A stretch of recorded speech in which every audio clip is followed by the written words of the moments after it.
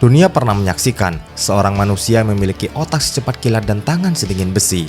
Bagi Napoleon Bonaparte, peta Eropa bukanlah batas wilayah, melainkan papan catur di mana ia adalah satu-satunya pemain yang mengerti aturan mainnya.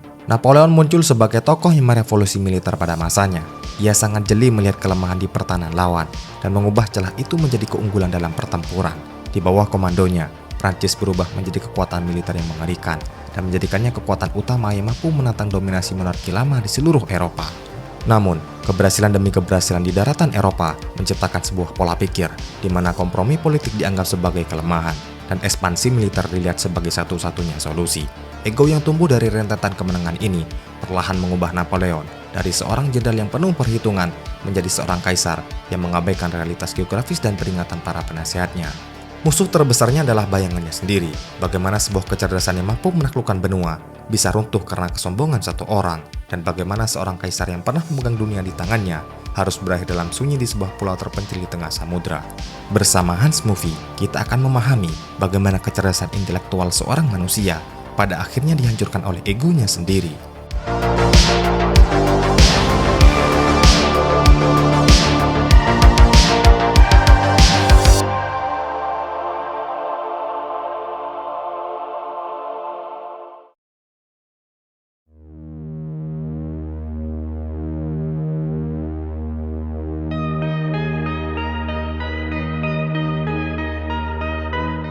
Napoleone di Bonaparte atau Napoleon Bonaparte lahir pada 15 Agustus 1769 di Ajaccio, Korsika, sebuah pulau di Laut Tengah yang baru saja berada di bawah kekuasaan Prancis setelah sebelumnya dikuasai Genoa.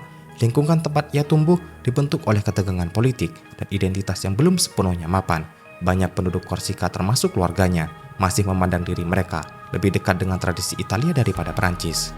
Napoleon berasal dari keluarga bangsawan kecil. Ayahnya Carlo Bonaparte adalah seorang pengacara yang cukup berpendidikan dan terlibat dalam urusan politik lokal. Sementara ibunya, Letizia Ramolino, dikenal tegas dan disiplin dalam membesarkan anak-anaknya.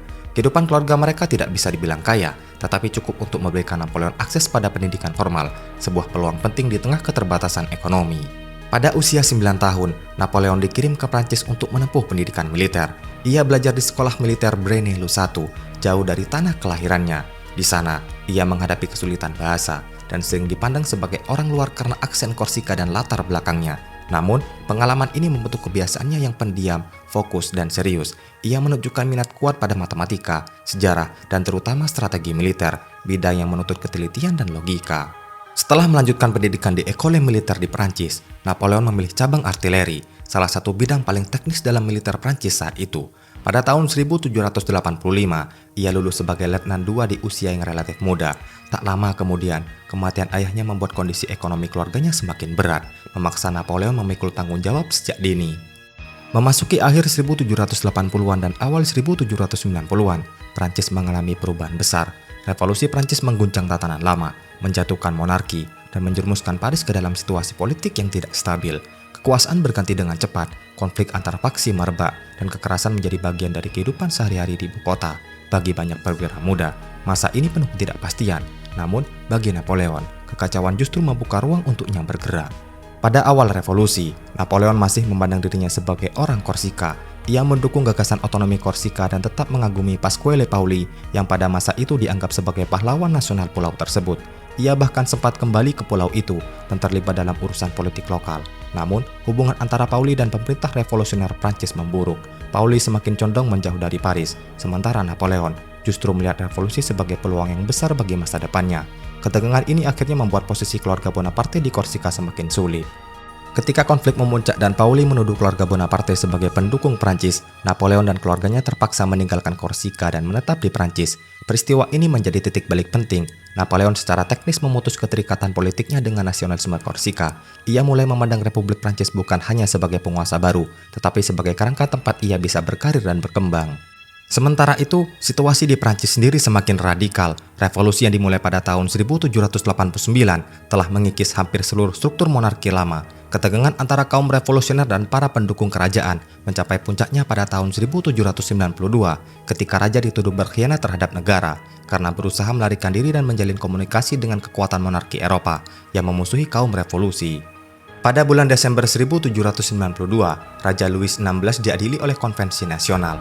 Ia tidak lagi diperlakukan sebagai raja, melainkan sebagai warga negara biasa. Sidang berlangsung dengan perdebatan panjang mengenai apakah ia bersalah atas pengkhianatan terhadap bangsa. Namun, mayoritas wakil rakyat akhirnya menyatakan bahwa ia bersalah dan harus dihukum mati.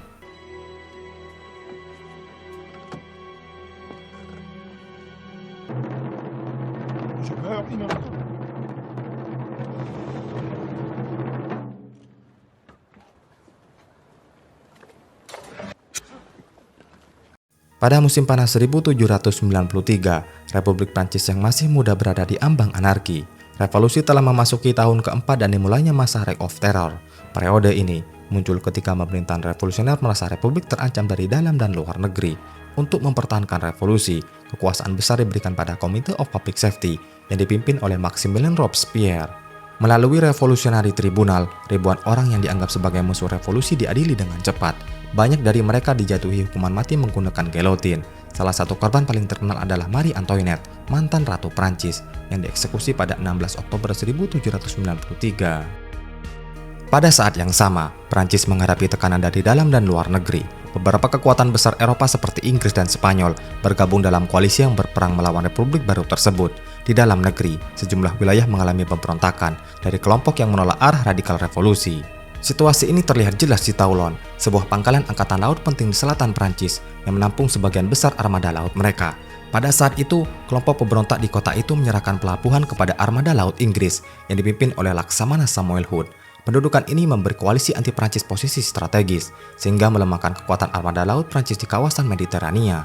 Di tengah situasi ini, Napoleon ditunjuk untuk menggantikan komandan artileri yang terluka. Meskipun Napoleon belum memiliki banyak pengalaman tempur, ia adalah seorang profesional yang disiplin dan memiliki pemahaman taktis yang tajam. Disinilah ia mulai menunjukkan bagaimana artileri dapat mengubah jalannya sebuah pertempuran.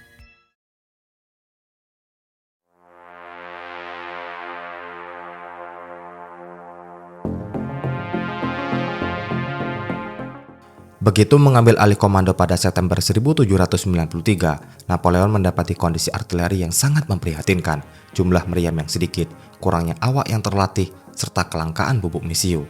Dengan etos kerja yang tinggi, ia membangun kembali kekuatan artileri tersebut, melatih pasukan infanteri untuk mengoperasikan senjata, dan mendirikan bengkel serta tempat penempaan untuk menyuplai amunisi. Pasukan Prancis sebenarnya memiliki komandan militer yang bernama Jenderal Jean-François Cartaux. Tetapi, ia dikenal sebagai seorang pelukis dan tidak memiliki latar belakang militer, seperti banyak perwira profesional pada masa itu. Hal inilah yang akan mempengaruhi kualitas komando pada tahap awal operasi pengepungan. Napoleon menyadari bahwa kunci kemenangan di Toulon bukanlah menyerang kota secara langsung, melainkan menguasai posisi strategis yang menghadap pelabuhan, terutama di sekitar Le Goulet. Dari sana, artileri Prancis dapat menembaki kapal-kapal Inggris dan Spanyol, sehingga memaksa armada sekutu untuk mundur. Pada tanggal 22 September 1793, rencana ini belum berjalan sesuai harapan. Dalam serangan awal, Napoleon mengusulkan pengerahan pasukan dalam jumlah besar untuk merebut posisi penting tersebut. Sayangnya, Jenderal Cartaux yang ragu-ragu tidak memberikan dukungan penuh, sehingga serangan yang dilakukan dengan kekuatan terbatas pun gagal dan mudah dipukul mundur. Kegagalan ini justru memberi peringatan kepada pihak sekutu. Dalam waktu singkat, mereka memperkuat pertahanan dengan membangun benteng baru yang diberi nama Fort Mulgrave. Benteng itu sangatlah kokoh, yang dilengkapi banyak meriam dan dijaga oleh ribuan pasukan. Karena kekuatannya tersebut, benteng ini dijuluki oleh pasukan Prancis sebagai Little Gibraltar. Puncak pertempuran terjadi pada malam 18 Desember 1793. Di tengah cuaca buruk dan hujan yang mengguyur medan tempur, pasukan Prancis melancarkan serangan besar untuk merebut benteng Mulgrave, titik pertahanan terkuat sekutu. Dalam pertempuran jarak dekat yang brutal, Napoleon turut berada di garis terdepan dan sempat terluka di bagian paha akibat tusukan bayonet. Meskipun menghadapi perlawanan sengit, pasukan Prancis akhirnya berhasil merebut benteng tersebut. Kejatuhan posisi ini segera mengubah jalannya pertempuran.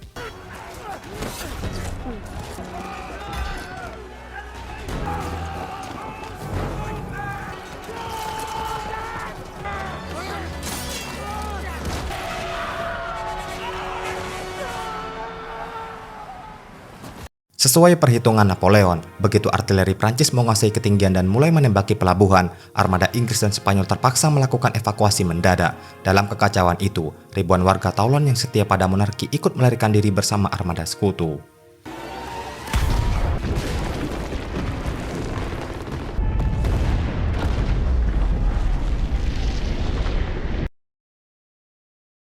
Keesokan paginya, pasukan Republik memasuki kota dan segera memulai eksekusi massal terhadap mereka yang dianggap berkhianat. Atas keberhasilan taktis yang luar biasa di Toulon, Napoleon dipromosikan menjadi brigadir jenderal di usia yang sangat muda. Peristiwa ini menandai awal dari karir militer Napoleon yang akan mengubah peta politik Eropa selama 2 dekade berikutnya. Namun, situasi di Prancis masih jauh dari stabil. Reign of Terror masih terus berlangsung dan kekuasaan berada di tangan Maximilien Robespierre serta Komite of Public Safety. Dalam iklim politik yang penuh kecurigaan ini, keberhasilan militer tidak selalu menjamin keselamatan. Banyak perwira yang sebelumnya berjasa justru berakhir di pengadilan revolusioner. Napoleon sendiri sempat merasakan dampak dari gejolak politik tersebut. Ia memiliki hubungan dengan Augustin Robespierre, saudara dari Maximilien. Ketika kekuasaan Robespierre runtuh pada peristiwa Thermidorian di Aix pada Juli 1794, banyak orang yang terkait dengannya ikut dicurigai. Napoleon pun sempat ditangkap dan ditahan, meskipun akhirnya dibebaskan karena tidak ditemukan bukti kuat yang memberatkannya. Setelah bebas, karir Napoleon sempat mengalami masa stagnasi. Ia bahkan pernah ditugaskan ke posisi administratif yang jauh dari medan tempur, sebuah kondisi yang sangat tidak sesuai dengan ambisinya. Di tengah ketidakpastian itu, Prancis dilanda ketegangan politik. Pada tahun 1795, pemerintah baru yang dikenal sebagai Direktori menghadapi ancaman pemberontakan dari kelompok royalis yang ingin mengembalikan monarki. Pada tanggal 5 Oktober 1795, ribuan pemberontak bergerak menuju pusat kekuasaan di Paris. Di saat genting itulah, Napoleon kembali mendapatkan kesempatan. Dengan cepat, ia mengorganisasi pertahanan dan menggunakan artileri, senjata yang telah menjadi keahliannya. Ketika masa pemberontak mendekat, Napoleon memerintahkan tembakan meriam berisi grapeshot ke arah mereka.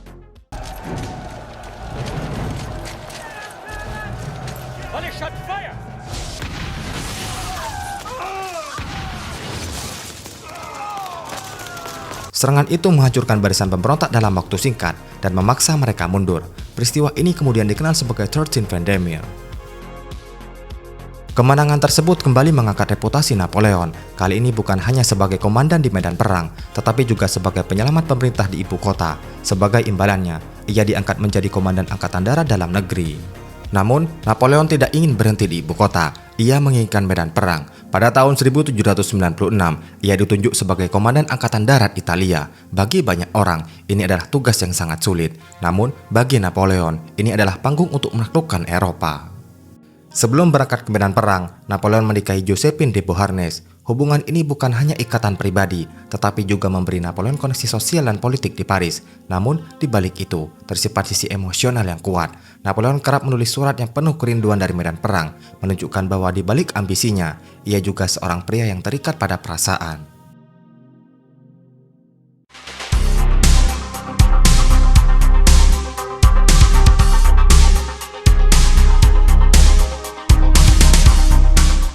Sesampainya di Italia, Napoleon segera mengubah pendekatan perangnya. Ia menghadapi koalisi antara Austria dan Piemont Sardinia dengan kekuatan sekitar 30.000 pasukan. Di sisi lain, lawannya terbagi menjadi dua, sekitar 25.000 pasukan Austria dan 30.000 pasukan Piemont Sardinia. Alih-alih menghadapi keduanya secara bersamaan, Napoleon menerapkan strategi untuk memisahkan kekuatan lawan. Melalui serangkaian manuver cepat, ia berhasil memenangkan pertempuran di Montenotte, Millesimo, dan Mondovì secara singkat. Hasilnya, Piemont Sardinia dipaksa keluar dari perang pada April 1796. Setelah itu, Napoleon mengalihkan fokusnya ke wilayah Lombardi yang dikuasai Austria. Ia menyeberangi Sungai Po dengan manuver yang dirancang untuk menghindari posisi defensif musuh, lalu terus menekan pasukan Austria hingga ke Lodi. Dalam pertempuran Lodi pada 10 Mei 1796, pasukan Prancis berhasil memaksa penyeberangan di bawah tembakan artileri. Meskipun dihujani tembakan meriam musuh, Napoleon sendiri turun tangan mengarahkan pasukan di garis depan, sebuah tindakan yang memperkuat kedekatannya dengan para prajurit, hingga ia kemudian dikenal dengan julukan Le Petit Caporal. Pertempuran ini tidak menentukan, tetapi secara psikologis, ini menjadi titik penting yang memperkuat kepercayaan pasukan terhadap kepemimpinan Napoleon. Kemenangan di Lodi membuka jalan menuju Milan, yang kemudian jatuh ke tangan Prancis. Napoleon disambut dengan sorak-sorai ketika memasuki Milan pada 15 Mei 1796. Ia dianggap sebagai pembebas dari pemerintahan Austria dan disambut sebagai pahlawan. Namun, target utama Napoleon adalah benteng Mantua, pusat pertahanan Austria di kawasan tersebut. Pengapungan Mantua berlangsung lama dan menjadi inti dari seluruh kampanye. Benteng ini bukan sekedar kota pertahanan, tetapi pusat kekuatan Austria di Italia Utara. Menyadari pentingnya posisi tersebut, Austria berulang kali mengirim pasukan besar untuk membebaskannya. Dalam beberapa bulan, Austria melancarkan setidaknya 4 upaya besar untuk membebaskan benteng Mantua. Setiap kali pasukan bantuan datang, Napoleon harus bergerak cepat meninggalkan pengepungan untuk menghadapi mereka di medan terbuka. Setelah ancaman berhasil dipatahkan, ia kembali melanjutkan pengepungan. Siklus ini terus berulang dan memicu serangkaian pertempuran sengit yang menuntut kecepatan dan fleksibilitas tinggi dari pasukan Prancis. Di tengah tekanan yang terus-menerus, Napoleon berhasil menjaga keseimbangan antara menyerang dan bertahan. Ia tidak hanya mempertahankan pengepungan, tetapi juga secara konsisten menggagalkan upaya Austria untuk membalikkan keadaan. Puncaknya pada pertempuran Rivoli. Dalam pertempuran ini, Napoleon menggunakan posisi medan secara maksimal dan mengkoordinasi pasukannya dengan presisi tinggi untuk menghadapi kekuatan Austria yang jauh lebih besar. Kemenangan ini bukan hanya sekedar keberhasilan taktis, tetapi menjadi titik paling menentukan dalam kampanye ke Italia.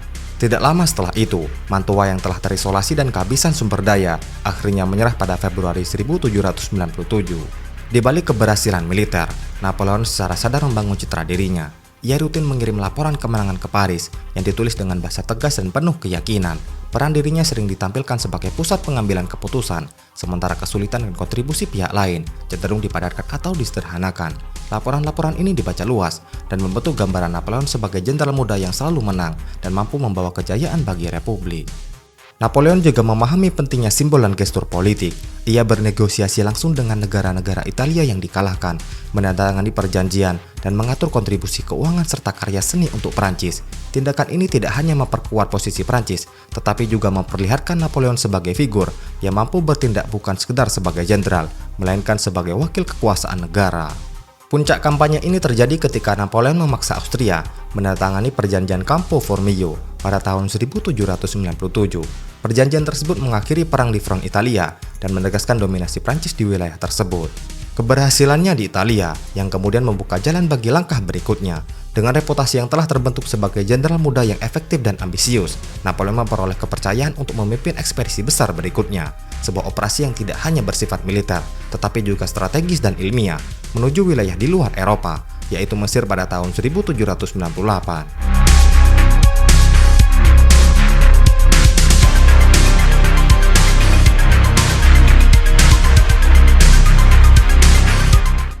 Pada akhir abad ke-18, situasi politik di Prancis masih jauh dari stabil. Pemerintahan yang berkuasa saat itu menghadapi berbagai krisis internal, mulai dari korupsi, konflik politik, hingga ketidakpuasan rakyat. Selain itu, Prancis juga terlibat dalam peperangan melawan koalisi negara-negara Eropa. Dalam kondisi yang rapuh ini, para pemimpin direktorium melihat ekspedisi militer ke luar negeri sebagai cara untuk mengalihkan perhatian publik, sekaligus mengurangi pengaruh jenderal ambisius seperti Napoleon di dalam negeri. Pada Mei 1798, Napoleon memimpin ekspedisi besar menuju Mesir dengan kekuatan sekitar 55.000 pasukan.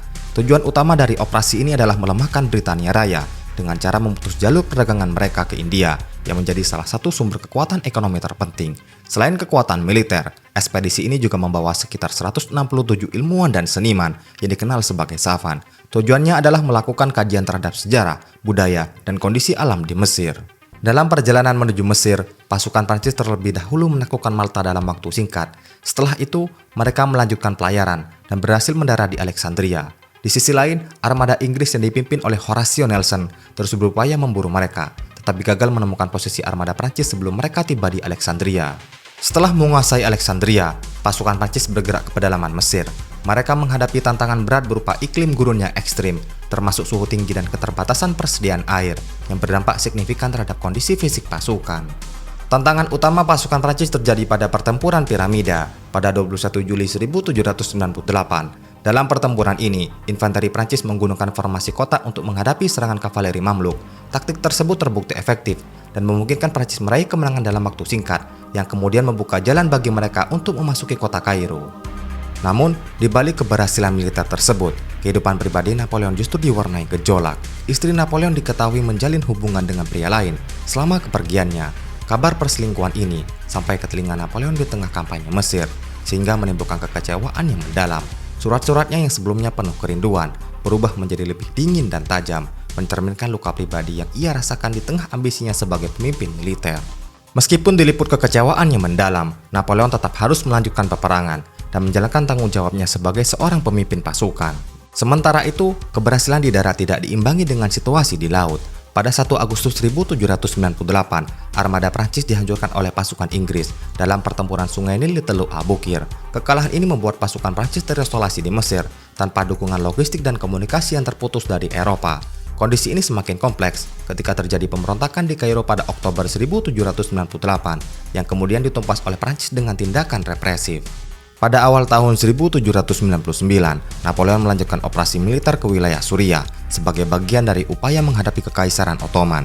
Dalam kampanye ini, pasukan Prancis berhasil mencapai beberapa keberhasilan taktis, namun juga diwarnai oleh tindakan kebrutalan perang yang mengerikan, termasuk eksekusi terhadap tawanan perang di Java, serta penyebaran wabah pes di kalangan pasukan. Kemajuan mereka akhirnya terhenti dalam pengepungan Acre, di mana pertahanan kota yang didukung oleh kekuatan laut Inggris di bawah pimpinan Laksamana Sir William Sidney Smith berhasil menggagalkan upaya pengepungan. Setelah mundur dari kampanye di Suriah, Napoleon sempat meraih kemenangan dalam pertempuran Abukir melawan pasukan Kekaisaran Ottoman. Namun, di balik kemenangan tersebut, keadaan Prancis justru semakin terdesak. Dominasi laut Inggris memutus jalur komunikasi dan suplai, sementara keterbatasan logistik serta ancaman berkelanjutan dari Ottoman terus menghimpit dari segala arah, membuat posisi Prancis di Mesir semakin rapuh. Di saat yang sama, Napoleon menerima kabar bahwa kondisi politik di Prancis tengah dilanda kekacauan. Pemerintahan direktorium kehilangan dukungan dan menghadapi krisis internal serta ancaman dari koalisi negara Eropa. Situasi ini membuka peluang, sekaligus mendorong Napoleon untuk kembali dan mengambil peran yang lebih besar. Keputusan ini juga dipengaruhi oleh ambisi pribadinya. Ia menyadari bahwa keberadaannya di Mesir tidak lagi memberi keuntungan strategis yang signifikan, sementara di Prancis terbuka peluang untuk merebut kekuasaan. Selain itu, tujuan utama ekspedisi untuk melemahkan kekuatan Inggris tidak berhasil dicapai, sehingga semakin mendorongnya untuk meninggalkan medan perang dan mengincar kekuasaan di dalam negeri. Pada Agustus 1799, Napoleon diam-diam meninggalkan Mesir dan kembali ke Prancis. Ia menyerahkan komando pasukan kepada Jenderal Jean-Baptiste Leclerc. Keputusan ini kontroversial karena ia meninggalkan pasukannya dalam kondisi sulit. Namun, kepulangannya ke tanah air tidak semerta-merta membawanya pada ketenangan. Setibanya di Prancis, Napoleon dihadapkan pada konflik pribadi dengan istrinya. Kekecewaan akibat perselingkuhan yang terjadi selama kampanye di Mesir memicu ketegangan antara keduanya. Meski hubungan mereka sempat memburuk, Josephine pada akhirnya berusaha memperbaiki keadaan, dan Napoleon memilih untuk mempertahankan pernikahan tersebut, setidaknya untuk sementara waktu, di tengah situasi politik yang sedang ia hadapi. Secara militer, ekspedisi ke Mesir tidak mencapai tujuan jangka panjang, karena pasukan Prancis akhirnya menyerah kepada Inggris dan Ottoman pada tahun 1801. Meski demikian, ekspedisi ini memiliki dampak penting dalam bidang ilmu pengetahuan. Salah satu hasil terpenting adalah penemuan batu Rosetta yang menjadi kunci dalam memahami hieroglif Mesir kuno dan mendorong berkembangnya bidang Egiptologi.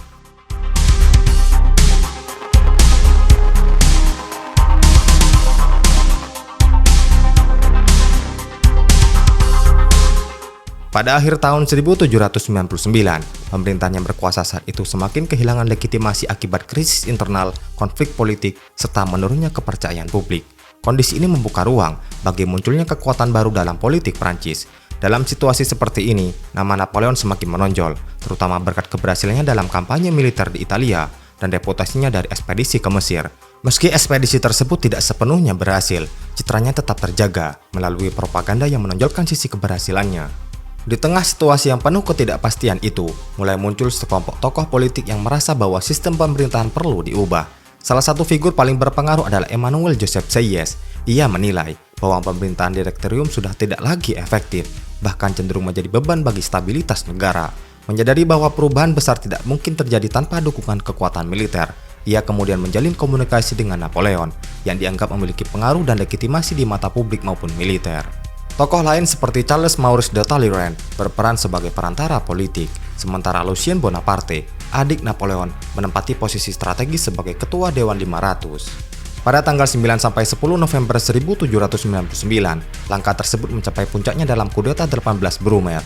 Dalam dalih menjaga stabilitas republik, badan legislatif dipindahkan dari Paris ke Saint-Cloud, sekaligus menjauhkan mereka dari tekanan massa politik di ibu kota.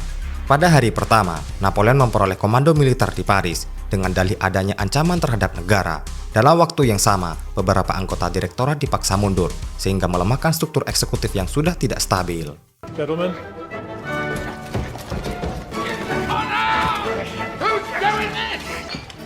We have a letter of resignation for you to sign. Namun, pada hari kedua, situasi tidak berjalan sesuai rencana. Ketika Napoleon muncul di hadapan anggota dewan, ia tidak berhasil mengendalikan forum.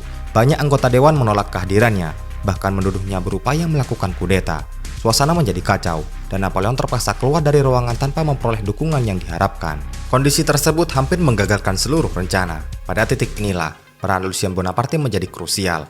Sebagai ketua anggota dewan, ia mengambil alih kendali situasi di luar ruangan dan meyakinkan pasukan bahwa dewan telah bertindak di luar kendali dan mengancam stabilitas negara. Atas dasar itu, militer kemudian diperintah untuk membubarkan anggota dewan secara paksa.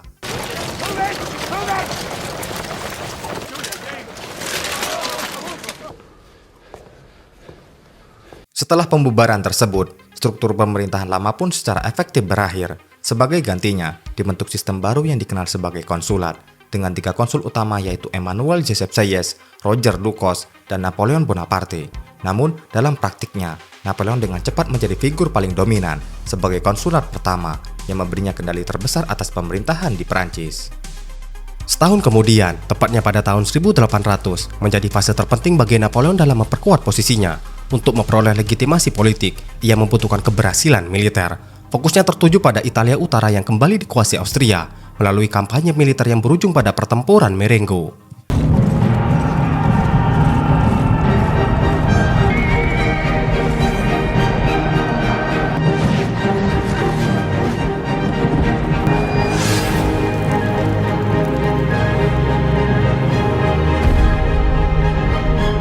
Dalam pertempuran tersebut, Napoleon berhasil mengamankan kembali pengaruh Prancis dan memperkuat posisinya di dalam negeri. Keberhasilan ini diikuti dengan serangkaian reformasi internal, termasuk stabilitas ekonomi, penataan ulang administrasi, serta rekonsiliasi dengan gereja melalui konkordat pada tahun 1801. Popularitas Napoleon pun semakin meningkat, baik di kalangan militer maupun masyarakat sipil. Dalam beberapa tahun berikutnya, kekuasaan Napoleon terus diperluas. Pada tahun 1802, ia diangkat sebagai konsul seumur hidup, yang semakin memperkuat posisinya dalam pemerintahan. Puncaknya pada tahun 1804, melalui proses politik dan plebissit, Napoleon secara resmi memproklamasikan dirinya sebagai Kaisar Prancis. Sejak saat itu, sistem republik yang lahir dari revolusi Prancis bertransformasi menjadi kekaisaran di bawah kendalinya. Namun, perubahan bentuk pemerintahan ini tidak serta-merta membawa stabilitas bagi Eropa. Kekaisaran Prancis yang dipimpin oleh Napoleon Bonaparte justru memicu kekhawatiran di antara monarki besar benua tersebut. Inggris, Austria, dan Rusia kemudian membentuk koalisi baru untuk menahan laju ekspansi Prancis. Ketegangan ini semakin memuncak pada tahun 1805 ketika Napoleon memimpin pasukannya menghadapi gabungan kekuatan Austria dan Rusia dalam pertempuran Austerlitz.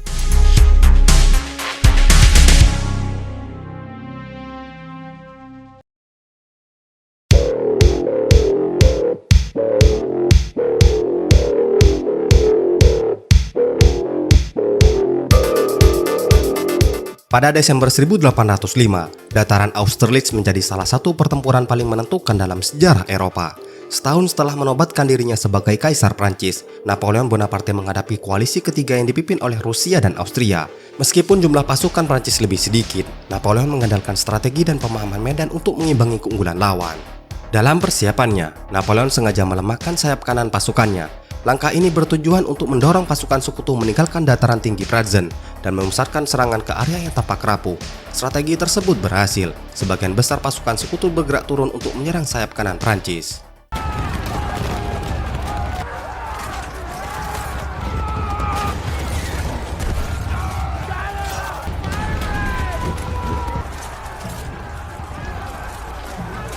Namun, di balik kabut pagi yang tebal, Napoleon telah menyiapkan serangan balasan.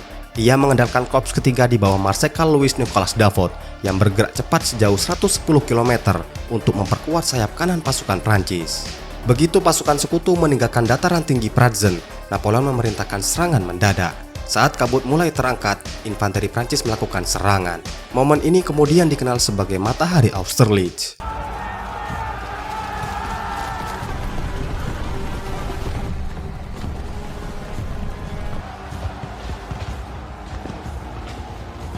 Serangan ini menjadi titik balik pertempuran. Kekuatan sekutu yang terbelah dua kehilangan koordinasi, dan dalam waktu singkat, barisan mereka mulai runtuh.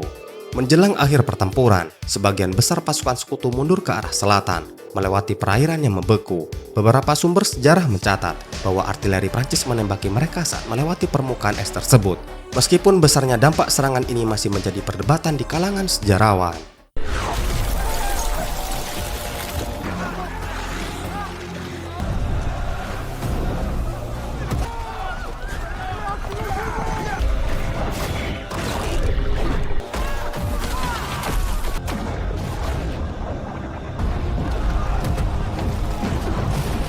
Kemenangan di pertempuran Austerlitz tidak hanya menghancurkan koalisi ketiga, tetapi juga memaksa Austria menandatangani perjanjian Pressburg yang secara signifikan melemahkan pengaruh Austria di wilayah Jerman.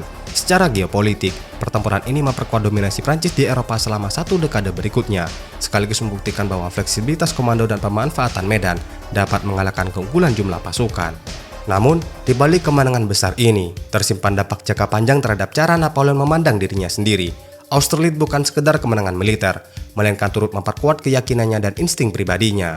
Dari titik inilah, arah kepemimpinannya mulai bergeser dari seorang jenderal brilian yang penuh perhitungan menjadi penguasa yang semakin mengandalkan keyakinannya sendiri. Setelah dari Austerlitz, Napoleon terus mencatat kemenangan. Pada tahun 1806, ia menghancurkan Prusia dalam pertempuran Jena Austerlitz, lalu mempermalukan Rusia dalam pertempuran Friedland. Rentetan kemenangan ini memaksa Alexander I dari Rusia untuk berdamai melalui perjanjian Tilsit. Untuk sesaat, Eropa berada di bawah pengaruh kuat Prancis. Napoleon tampak tak terkalahkan. Namun, di balik dominasi itu, muncul masalah baru. Inggris yang menjadi musuh utamanya tidak bisa dikalahkan secara langsung di darat. Sebagai gantinya, Napoleon meluncurkan sistem kontinental, sebuah kebijakan untuk melumpuhkan ekonomi Inggris dengan memblokade perdagangan di seluruh Eropa. Disinilah retakan mulai terlihat. Banyak negara Eropa termasuk Rusia mulai merasa dirugikan oleh kebijakan tersebut. Ekonomi mereka ikut tertekan, sementara Inggris mampu bertahan melalui jalur perdagangan lain. Hubungan antara Napoleon dan Tsar Alexander I perlahan memburuk. Pada awalnya, Napoleon masih mencoba menjaga aliansi. Namun, seiring waktu, kecurigaan dan ambisi mulai mengambil alih kendali dirinya. Ia melihat Rusia bukan lagi sebagai sekutu, tetapi sebagai ancaman yang harus ditundukkan. Di tengah meningkatnya ketegangan ini, para penasihat militernya mulai mengingatkan bahaya besar jika menyerang Rusia. Mereka memahami satu hal yang pernah menghancurkan banyak invasi sebelumnya, luas wilayah Rusia, buruknya infrastruktur, serta musim dingin yang ekstrim. Beberapa jenderal bahkan secara terbuka meragukan keberhasilan ekspedisi jauh tersebut. Namun, Napoleon tidak lagi sepenuhnya mendengarkan. Kepercayaan dirinya yang dibangun dari kemenangan demi kemenangan membuatnya yakin bahwa Rusia tidak akan berbeda dari musuh-musuh sebelumnya. Ia percaya bahwa satu pertempuran besar sudah cukup untuk memaksa Rusia menyerah, seperti yang terjadi pada pertempuran Austerlitz dan Friedland. Lebih jauh lagi, ia mulai meremehkan faktor non-militer, seperti logistik, jarak, dan ketahanan pasukan musuh. Keputusan untuk menginvasi Rusia bukanlah keputusan yang diambil secara gegabah dalam satu malam. Ia adalah hasil dari akumulasi keyakinan, ambisi, dan pengabaian terhadap realitas yang tidak sesuai dengan harapannya. Pada tahun 1812, dengan keyakinan penuh, Napoleon memimpin pasukan Prancis untuk menginvasi Rusia, sebuah kampanye yang tanpa ia sadari menjadi awal dari kehancurannya.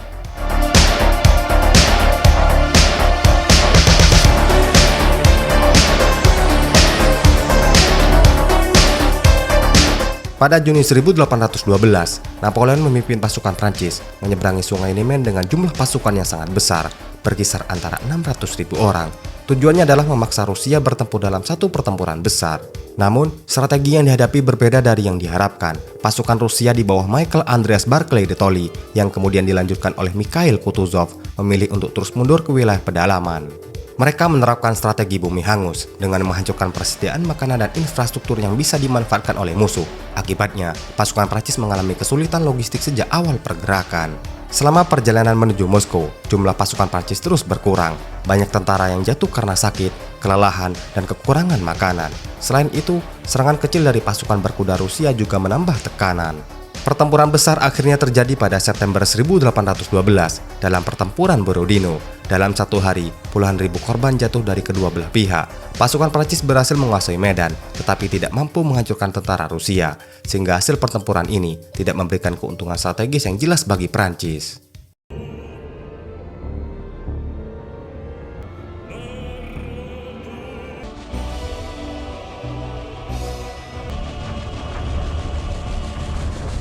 Napoleon kemudian memasuki Moskow pada 15 September 1812. Kota tersebut sudah hampir kosong karena sebagian besar penduduknya telah meninggalkannya. Tidak lama setelah itu, kebakaran besar terjadi dan menghancurkan sebagian besar wilayah kota. Banyak sejarawan mengaitkan peristiwa ini dengan tindakan pihak Rusia sendiri, termasuk kebijakan dari Gubernur Fyodor Rostopchin. Napoleon bertahan di Moskow selama beberapa minggu dengan harapan Rusia akan membuka negosiasi. Namun, Tsar Alexander I tidak memberikan tanggapan. Pada 19 Oktober 1812, Napoleon memutuskan untuk menarik pasukannya keluar dari Moskow. Penarikan ini berlangsung dalam kondisi yang sangat sulit. Persediaan makanan yang terbatas, cuaca semakin dingin, dan serangan dari pasukan Rusia terus berlanjut. Banyak tentara yang tidak mampu bertahan karena kelaparan, penyakit, dan suhu yang ekstrim. Salah satu peristiwa krusial selama penarikan terjadi saat penyeberangan sungai Berzena. Pasukan Rusia saat itu menghancurkan jembatan dan berusaha mengepung dari segala arah. Dalam kondisi tertekan, pasukan Prancis terpaksa membangun jembatan darurat di tengah suhu ekstrim dan arus sungai yang deras. Meskipun berhasil menyeberang, banyak dari mereka tewas akibat hipotermia dan Prancis harus menanggung kerugian yang sangat besar. Pada akhirnya, hanya sebagian kecil dari pasukan yang berhasil kembali. Dari sekitar 600.000 pasukan, menjadi hanya sekitar 20.000 pasukan. Kekalahan ini melemahkan posisi Napoleon secara signifikan dan mengakhiri citranya sebagai pemimpin yang tak terkalahkan. Kekalahan dalam kampanye Rusia menjadi titik balik besar bagi Napoleon. Melihat kondisinya yang melemah, negara-negara Eropa segera membentuk koalisi ke-6 yang terdiri dari Rusia, Prusia, Austria, dan Swedia untuk melawannya. Puncak dari perlawanan ini terjadi pada Oktober 1813 dalam pertempuran Leipzig. Pertempuran itu juga dikenal sebagai Battle of Nations. Napoleon saat itu menghadapi kekuatan gabungan yang jumlahnya jauh lebih besar. Meskipun sempat memberikan perlawanan, posisi pasukan Prancis semakin tertekan dari berbagai arah. Situasi semakin buruk ketika salah satu jembatan utama yang digunakan untuk mundur meledak terlalu cepat, sehingga menyebabkan sebagian besar pasukan Prancis terjebak dan tertangkap. Kekalahan ini memaksa Napoleon mundur dari wilayah Jerman dan kehilangan sebagian besar pengaruhnya di Eropa Tengah. Setelah kekalahan di Leipzig, pasukan koalisi melanjutkan serangan hingga akhirnya memasuki Paris pada tahun 1814. Dalam kondisi terdesak dan tanpa dukungan yang cukup, Napoleon dipaksa turun tahta. Ia kemudian diasingkan ke Pulau Elba. Di sana, ia tidak sepenuhnya diperlakukan sebagai tahanan. Napoleon masih diizinkan memerintahkan pulau kecil itu, mengatur administrasi, bahkan membentuk pasukan kecil. Namun, kekuasaannya kini sangat terbatas, jauh dari ambisi besarnya yang pernah menguasai sebagian besar Eropa. Meski tampak tenang, Napoleon terus memantau perkembangan di Prancis. Ia mengetahui bahwa pemerintahan baru di bawah Louis XVIII tidak sepenuhnya stabil. Banyak rakyat dan tentara merasa tidak puas, terutama karena perubahan kebijakan dan kembalinya sistem monarki lama. Disinilah ego kembali mendorong Napoleon. Melihat peluang tersebut, serta didorong oleh keyakinan bahwa ia masih memiliki dukungan di dalam negeri, Napoleon memutuskan untuk melarikan diri dari Elba. Ia kembali ke Prancis dengan langkah yang berani dan ingin merebut kembali kekuasaannya. Saat mendarat di Prancis, pasukan yang dikirim untuk menangkapnya justru berbalik mendukungnya. Dalam waktu singkat, Napoleon berhasil mengumpulkan kekuatan dan kembali memasuki Paris tanpa perlawanan. Peristiwa ini kemudian dikenal sebagai 100 hari, sebuah upaya terakhir Napoleon untuk merebut kembali dominasinya di Eropa. Kembalinya Napoleon segera memicu reaksi cepat dari negara-negara Eropa. Koalisi kembali dibentuk untuk menghentikannya sebelum ia sempat memperkuat kekuasaannya. Ketegangan ini mencapai puncaknya dalam pertempuran Waterloo, sebuah pertempuran yang menjadi akhir dari kekuasaan Napoleon dan mengakhiri ambisinya di Eropa.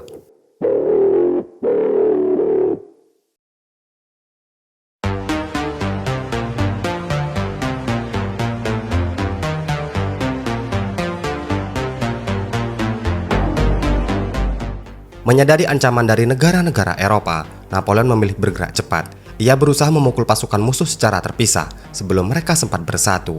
Pada Juni 1815, ia memimpin pasukannya ke wilayah Belgia untuk menghadapi tentara Inggris di bawah Arthur Wellesley dan pasukan Prusia di bawah Marshal von Blücher. Strateginya masih sama seperti masa kejayaannya, menyerang lebih dulu dan mengandalkan kecepatan serta kepercayaan diri yang tinggi. Namun, di pertempuran Waterloo, situasi tidak sepenuhnya berpihak padanya. Cuaca buruk memperlambat pergerakan, koordinasi pasukan tidak berjalan sempurna, dan yang terpenting, Napoleon kembali meremehkan waktu serta kemampuan lawannya. Ia yakin dapat menghancurkan pasukan Wellington sebelum pasukan Prusia tiba. Keyakinan itu menjadi kesalahan fatal. Saat pertempuran berlangsung sengit, pasukan Marshal von Blücher akhirnya tiba di medan perang. Napoleon yang sudah terlibat penuh dalam pertempuran tidak mampu lagi mengubah keadaan. Serangan balik koalisi menghancurkan garis pertahanan Prancis, dan untuk pertama kalinya, kekalahan itu benar-benar mengalahkannya.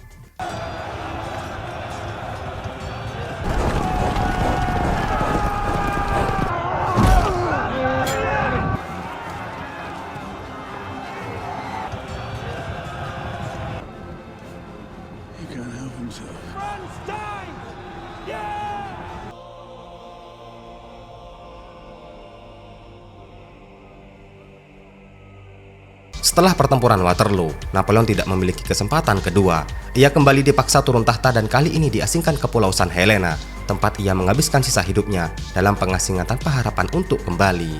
Kekalahan di pertempuran Waterloo menjadi penutup dari ambisi terakhir Napoleon untuk kembali menguasai Eropa.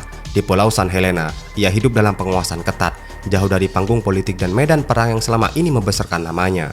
Hari-harinya dihabiskan dengan menulis, berdiskusi, dan mengenang masa lalu tentang kemenangan besar yang pernah ia raih, sekaligus keputusan-keputusan yang perlahan membawanya pada kejatuhan. Di tempat yang sunyi itu, Napoleon tidak lagi berhadapan dengan pasukan musuh, melainkan dengan pikirannya sendiri. Dan pada 5 Mei 1821, Napoleon akhirnya meninggal dunia. Sejarah seringkali tidak menghancurkan seseorang secara tiba-tiba. Ia memberi tanda, memberi peringatan, dan memberi kesempatan untuk berubah. Namun, ketika keyakinan berubah menjadi kesombongan, bahkan seorang Napoleon pun tidak mampu menghindari kejatuhannya sendiri.